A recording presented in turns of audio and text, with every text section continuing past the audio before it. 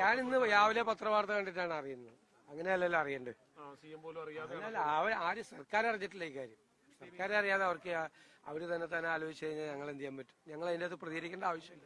സർക്കാരിന്റെ കൂടി സർക്കാരിന്റെ ആദ്യ ഓണമാണല്ലോ. തീർച്ചയായിട്ടും എല്ലാവരും വളരെ നമുക്കൊരു പ്രകൃതി ദുരന്തം ഉണ്ടായി, അതിന്റെ ഒരു സങ്കടവും വിഷമമൊക്കെ ഉണ്ട്. എങ്കിലും എല്ലാ സങ്കടങ്ങളും മറന്ന് ഓണത്തിന്റെ ആഘോഷങ്ങളിൽ ആളുകൾ ഒത്തുകൂടാൻ വേണ്ടിയിട്ട് ശ്രമിക്കുകയാണ്. അപ്പൊ അത് സർക്കാരും വളരെ ശ്രദ്ധയോടുകൂടി അതിന്റെ കൂടെ ഉണ്ടെന്ന് നിങ്ങൾക്ക് അറിയാലോ. വളരെ ശ്രദ്ധയോടുകൂടി ഇത്രയും വലിയ ഒരു ധനപ്രതിസന്ധിയിലൂടെ കടന്നു പോവുകയും ഓണത്തിനൊരു ക്ഷീണവും ഏൽപ്പിക്കാതെ അതിന്റെ കൂടെ നിൽക്കാൻ വേണ്ടിയിട്ടുള്ള ജനങ്ങളുടെ കൂടെ നിൽക്കാൻ വേണ്ടിയിട്ടുള്ള സർക്കാരിന്റെ പരമാവധി ശ്രമമാണ് നടത്തിയിരിക്കുന്നത്. ഒരു കാലത്തും ഇല്ലാത്ത തരത്തിൽ സർക്കാർ കൂടെ ഉണ്ട് ഓണാഘോഷം. തീർച്ചയായിട്ടും അതെല്ലാം ചെയ്തുകൊണ്ടിരിക്കുകയാണ്. അതിന്റെ പ്രോസസ് നേരത്തെയാണ് കൊടുക്കുന്നത്.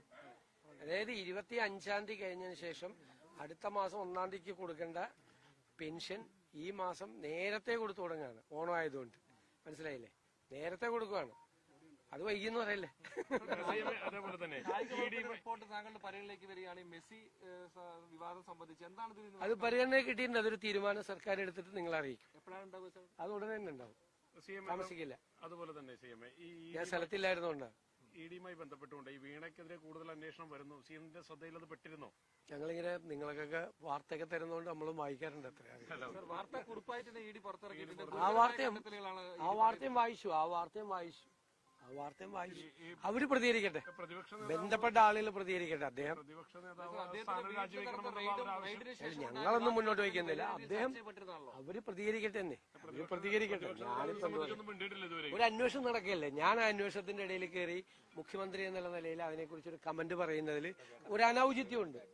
പിന്നെ ആളുകൾ കാണുന്നുണ്ടല്ലോ, എല്ലാവരും കാണുന്നുണ്ടല്ലോ. അവര് പറയുന്നതും അവരുടെ പ്രവൃത്തിയും തമ്മിലുള്ള വ്യത്യാസം ആളുകൾ തിരിച്ചറിയുന്നുണ്ടല്ലോ. അതറിയട്ടെ. ഞാനൊരു അന്വേഷണം, ഒരു ഏജൻസി, കേന്ദ്ര ഏജൻസി അന്വേഷണം നടത്തുന്നതിന്റെ ഇടയിൽ ഞാൻ ഈ സ്ഥാനത്തിരുന്നുകൊണ്ട് ഞാൻ അതിനെക്കുറിച്ചൊരു കമന്റ് പറയുന്നതിൽ ഒരു അനൗചിത്യമുണ്ട്. ശരിയല്ല.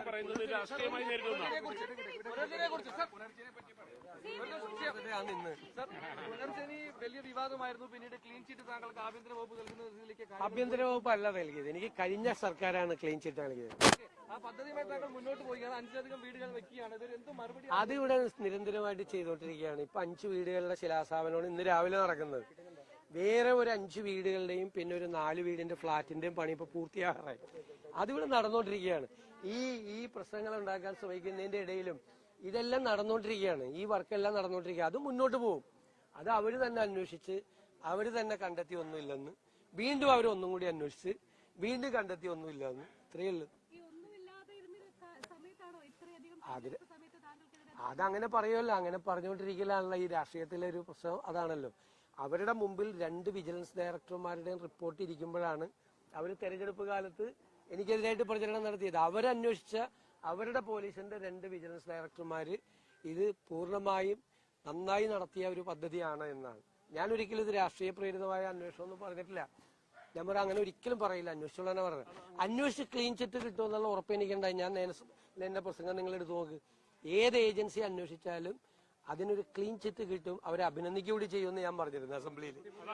ഞാൻ CBI അന്വേഷണം എന്ന് പറഞ്ഞപ്പോൾ ഞാൻ CBI കൂടി അന്വേഷിക്കട്ടെ. ഞാൻ എന്തിനാ അങ്ങനെയൊക്കെ കമന്റ് പറയണേ? ഇതെല്ലാം നിങ്ങളെല്ലാം കണ്ടുകൊണ്ടിരിക്കുകയല്ലേ. അതിലൊന്നും വരില്ല എന്നറിയാം.